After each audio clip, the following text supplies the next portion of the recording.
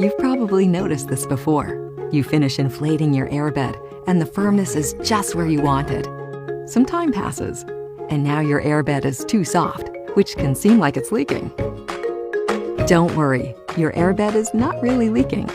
This decrease in firmness is normal.